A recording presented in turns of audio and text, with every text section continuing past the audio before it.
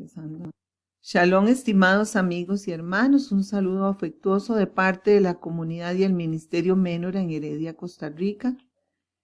Seguimos en el confinamiento obligatorio en estos días históricos de pandemia, pero la palabra de Abba Yahweh no se detiene, sigue corriendo como un río de aguas limpias para todos.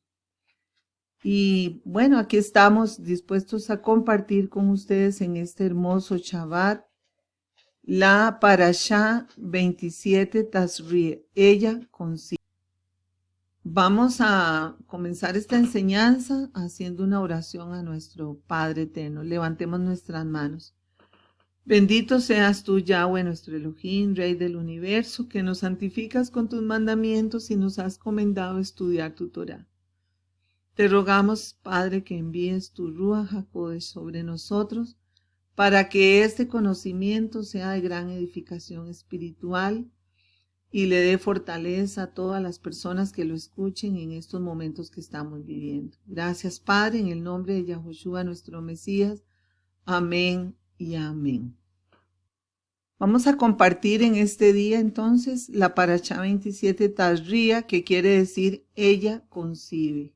Esta parashá se divide básicamente en dos temas: las ordenanzas en cuanto a la purificación de la mujer después del parto y las ordenanzas en cuanto a la aparición, diagnóstico y curación de la enfermedad llamada Tzara, traducida generalmente como lepra, según Strong 68-79. Estos dos temas del sangramiento de la mujer y de esta enfermedad continuarán siendo tratadas en las subsiguientes parashot que vamos a estudiar en las semanas siguientes.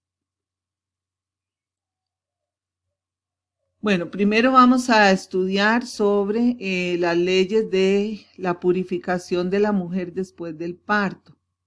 Para entender el mensaje espiritual de estas ordenanzas es necesario aplicar partes.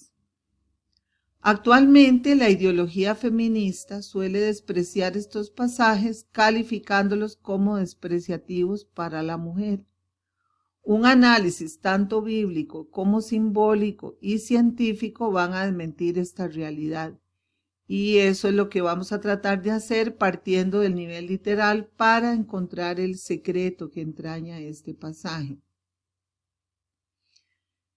Es importante recordar que un estado de impureza no es lo mismo que un estado pecaminoso.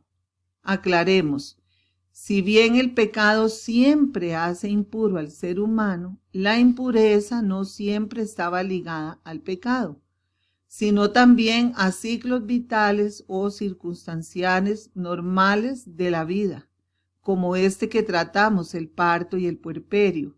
Y también otros como tocar un muerto o cuando el varón sufría derrames seminales, o también cuando tenía alguna clase de secreción por el órgano masculino. Ese estado de impureza se llama tamé, que según Strong 29:30 quiere decir inmundo, inmunda, contaminado o llegar o ser inmundo. Un estado que le impedía a la persona, fuera varón o fuera mujer en Israel, poder allegarse al templo o al Mizcán a ofrecer sacrificios, y también le impedía mantenerse en la comunidad. La prohibición de tener contacto con fluidos humanos y muy especialmente con la sangre fue un principio bíblico salvador en esos tiempos en que el agua escaseaba y no se disponía de otras facilidades sanitarias. Por eso también la mujer se mantenía separada y todo lo que ella usaba o tocaba cuando estaba con sangramiento era considerado impuro, sean muebles, sean sillas, etc. También sus manos podían estar untadas con esa sangre, aún a nivel microscópico, sin que se viera, y al sentarse podía dejar rastros de sangre. Por eso, en la Torá era prohibido tocar lo que ella tocaba y compartir con ella asientos o camas. Realmente es maravilloso cómo la escritura antecede en miles de años a los conocimientos científicos modernos. Definitivamente comprobamos quién es el autor de la Torá y es el creador mismo. Cuando aún el ser humano no sabía de bacterias ni de virus y se desconocía de la transmisión de enfermedades a través del contacto con sangre humana y fluidos corporales, como semen y saliva o secreciones por el pene del varón.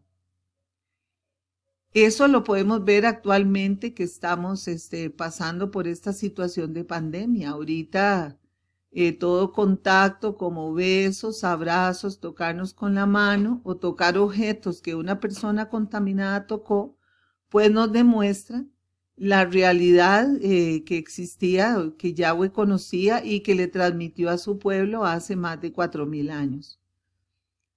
Bueno, todas estas situaciones hacían impuros a los israelitas y debían tomarse las medidas sanitarias y rituales que protegían a las personas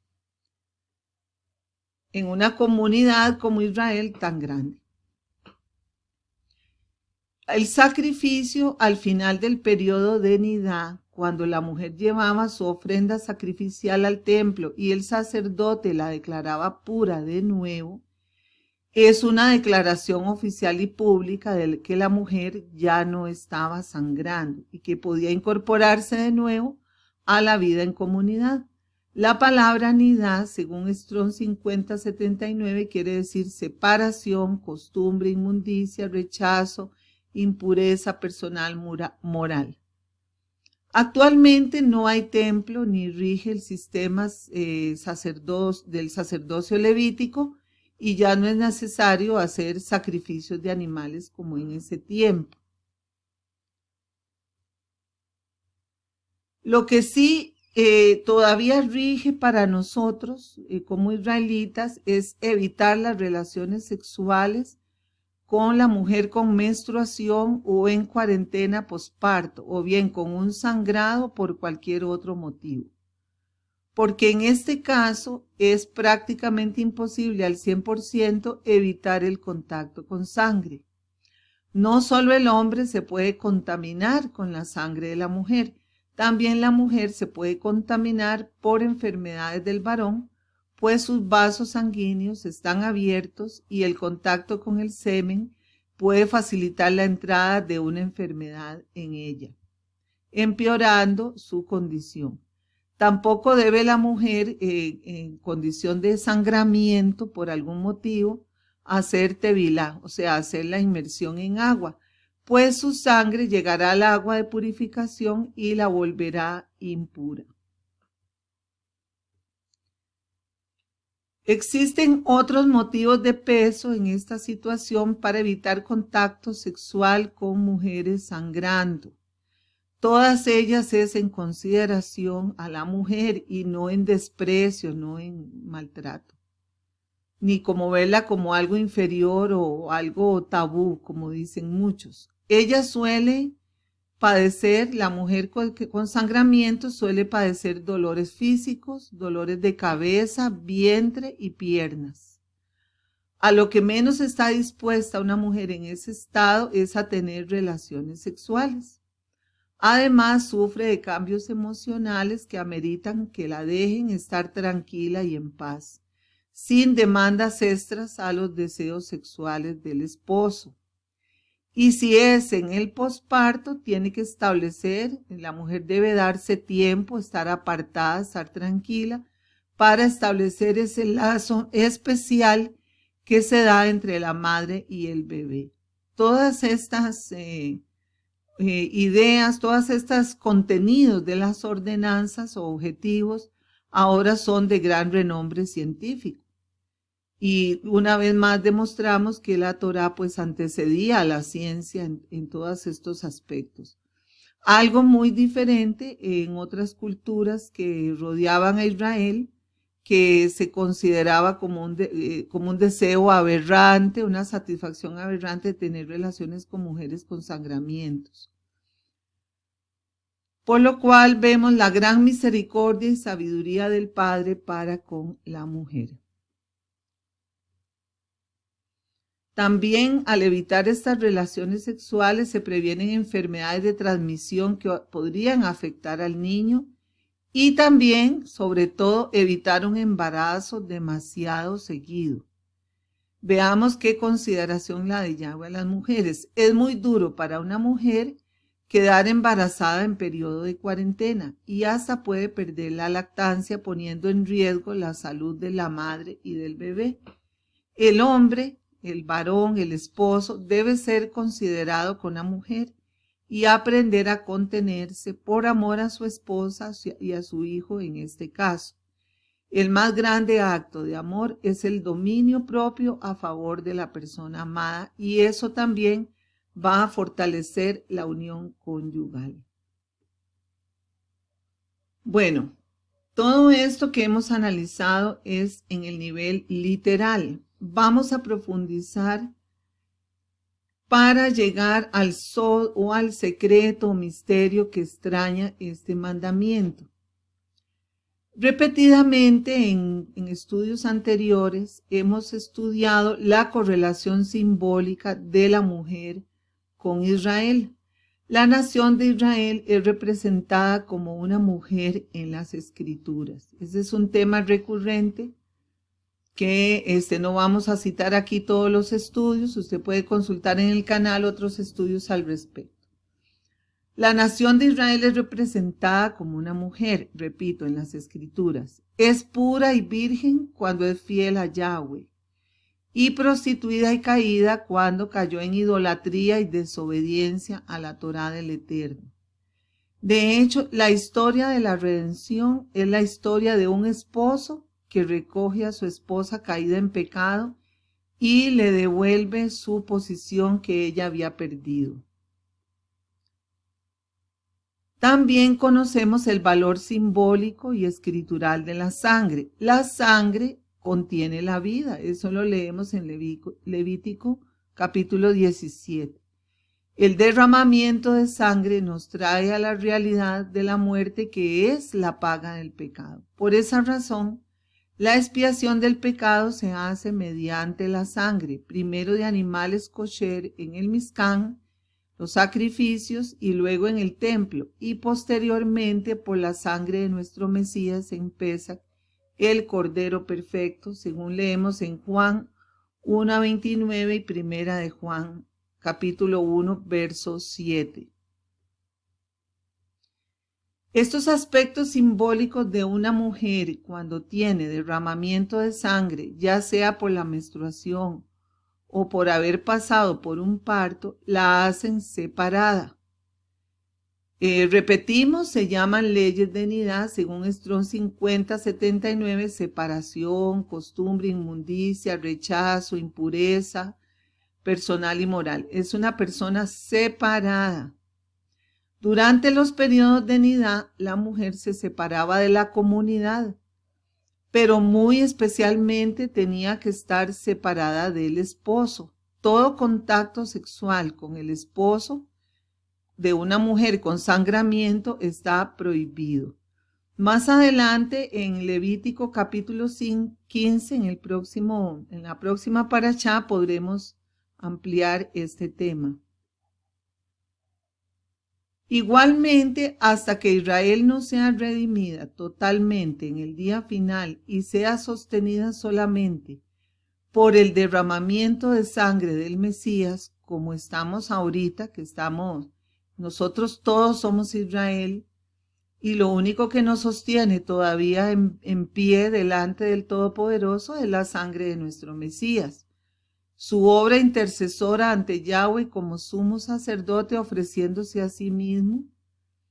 Mientras eso está ocurriendo, existe una separación temporal y parcial, la cual dará final cuando en las bodas del Cordero en el reino mesiánico, cuando los novios Israel y el Mesías, ya casados, puedan compartir el tálamo nupcial. Podemos leer Revelación 19, versos del 1 al 10. Ahora, ¿por qué la diferencia de tiempo en la purificación si el bebé era varón o era niña?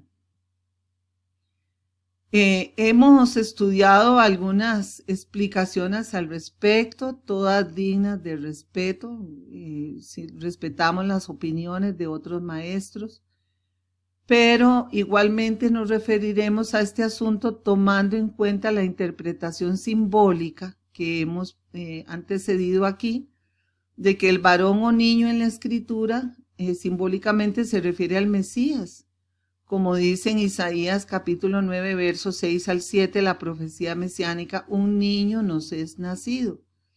Y que la niña, o más bien la mujer, va a representar a la nación de Israel como está presente en todas las escrituras.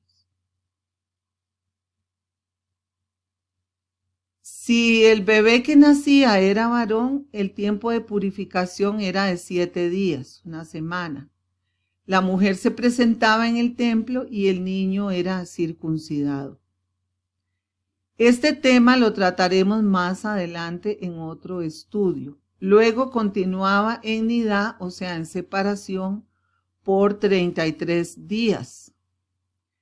En cambio, si el bebé era mujer, era femenino, primero tenía que estar 14 días, o sea, 2 semanas, y luego 66 días. Como vemos, en el caso de que el bebé fuera femenino, tenía que durar el doble de tiempo que si era masculino. Vamos a analizar primero lo del niño.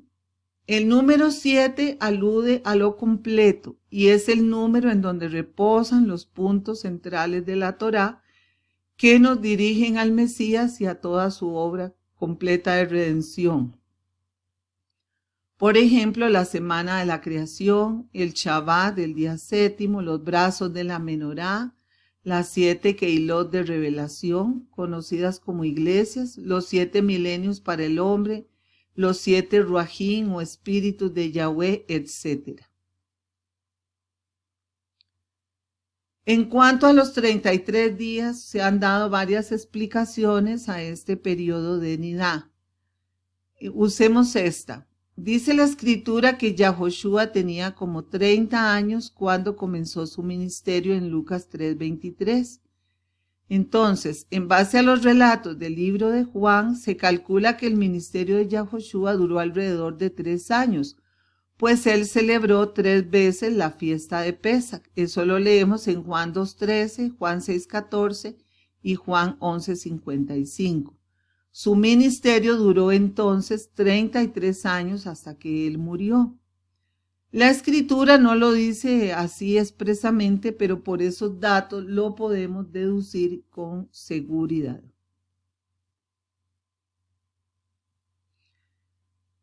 A los 33 años, un maestro judío ya debía estar casado, pero siendo el Mesías un ser terrenal, pero también espiritual, él no podía casarse con una mujer terrenal.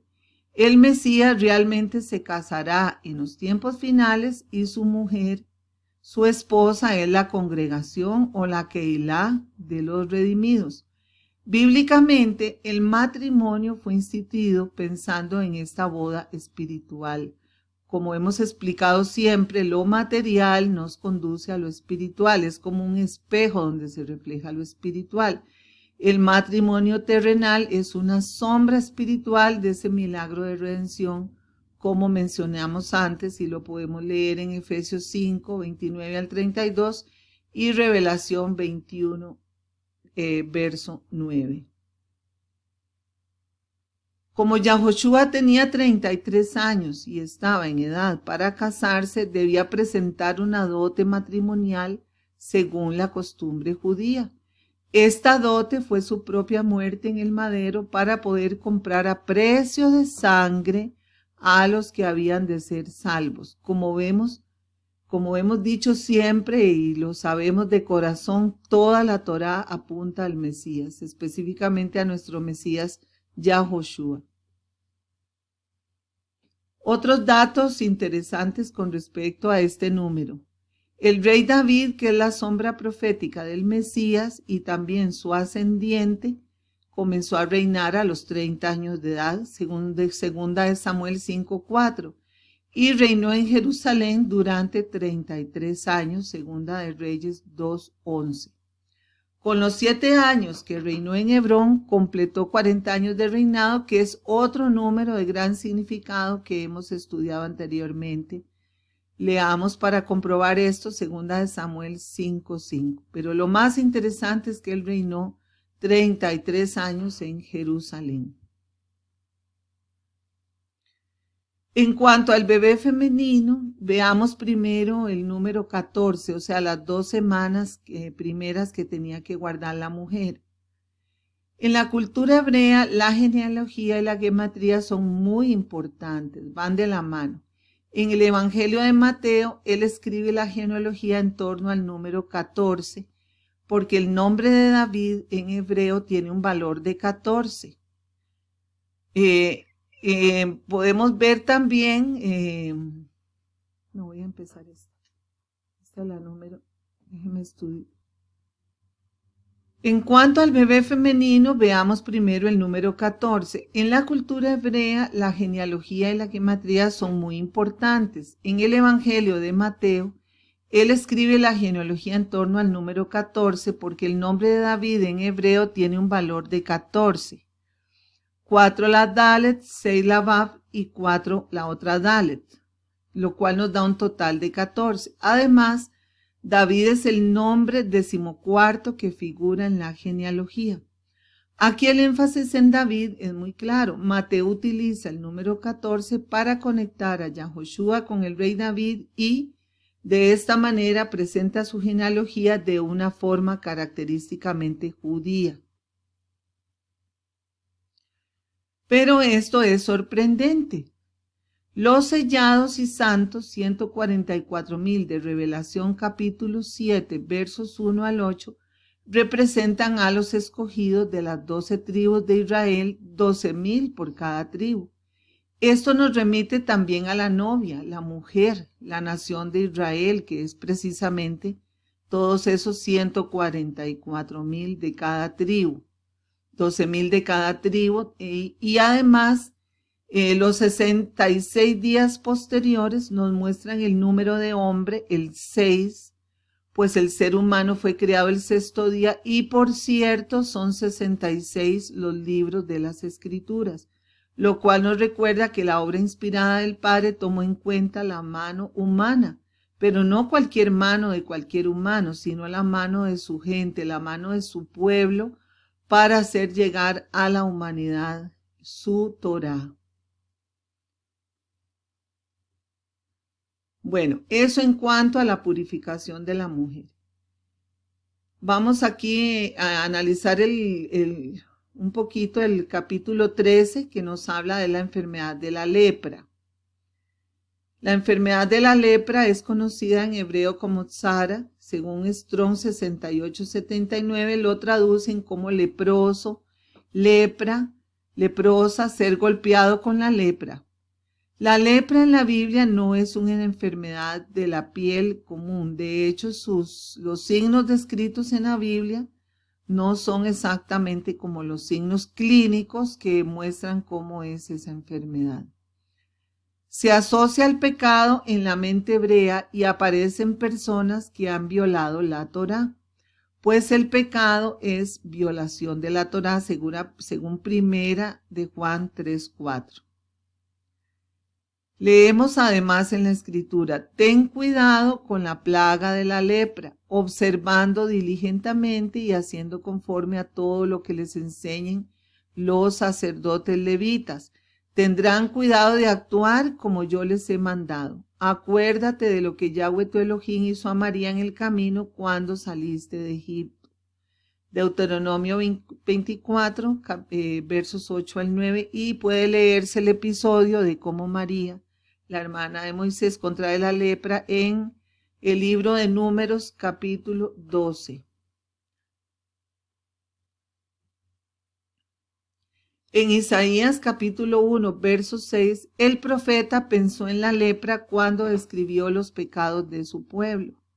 En forma muy descriptiva, el salmista describe el peso de sus pecados comparándola con los síntomas de la lepra.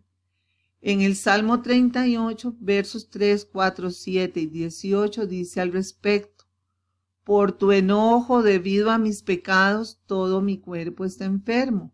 No tengo un solo hueso sano. Mis maldades me tienen abrumado. Son una carga que no puedo soportar. La espalda me arde de fiebre. Tengo enfermo todo el cuerpo. Confesaré mis pecados, pues me llenan de inquietud. Y agrega en el versículo 12: mis amigos y vecinos se apartan de mis llagas.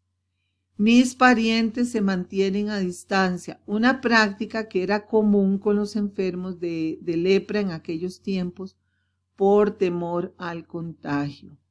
Entonces vemos que específicamente esta enfermedad descrita en las Escrituras se refiere a la enfermedad del pecado. Y cuando una persona estaba llena de llagas, todo su cuerpo maloliente, con dolor, con fiebre, así nos ve Yahweh cuando estamos en pecado, cuando comenzamos nuestro camino con Él, exactamente de la misma manera. Y así deberíamos vernos nosotros también cuando pecamos contra el Todopoderoso. Y esa constante la vamos a encontrar en toda la Escritura, en los leprosos que curó Yahoshua, en la parábola del hombre aquel que se sentaba a la puerta del rico, de Lázaro, lleno de llagas, etcétera, etcétera. Entonces, conforme vamos relacionando estas ideas, vamos entendiendo mucho los mensajes ocultos que tiene la Escritura para todos nosotros. Las lesiones de la lepra debían ser expuestas, no se podían cubrir con cabellos o partes del vestido, porque lo que hace cuando una persona tiene una llaga y la tapa, el asunto se vuelve peor, no mejora, sino que el mal sigue ahí debajo de la venda o de lo que se le ponga para taparlo. Asimismo, el pecado debe ser expuesto, no tratado en la complicidad del silencio condescendiente o encubridor, como muchas veces por no ofender o por mantener la situación de la comodidad, ya sea en la Keilah o en nuestra propia vida, lo hacemos. Dice la palabra: el que encubre sus más el que los confiesa y los abandona, hallará misericordia. Proverbios 28:13. Y dice, continúa diciendo muy fuerte, dice: soy inocente, ciertamente su ira se ha apartado de mí. He aquí, entraré en juicio contigo porque dices, no he pecado. Jeremías 2:35. Y definitivamente la Escritura nos dice que no hay justo ni aun uno, por cuanto todos pecaron, todos somos pecadores. Y hemos visto aquí que si algo le molesta al Todopoderoso es que una persona se considere inocente, se considere santo sin haber sin haber recurrido al sacrificio del Mesías y a la propia confesamiento de sus propios pecados. Y lo vamos a ver eso cuando Yahoshua explicó la parábola del fariseo y el publicano, y muchos otros pasajes que nos hablan sobre esto. No hay barrera más grande que nos impida llegar al Todopoderoso y comenzar a cambiar en nuestra vida por medio de Yahshua que creernos santos. Creernos santos y decir que no hemos pecado y no tener capacidad de humillarnos y de pedir perdón. Esa es definitivamente el contristamiento de la Ruach HaKodesh que nosotros podemos hacer, la soberbia. Bueno, en la siguiente porción podremos estudiar más a profundidad sobre las ordenanzas de la Torá con respecto a esta enfermedad. Será la otra semana y esperamos que podamos seguir ampliando este tema. Con esto damos final a este análisis de esta parashá y esperando que haya sido de edificación espiritual para todos. Muchas gracias. Un saludo muy especial a mis hermanos de la comunidad menorá, pero también a los hermanos y amigos en todas partes del mundo. Shalom.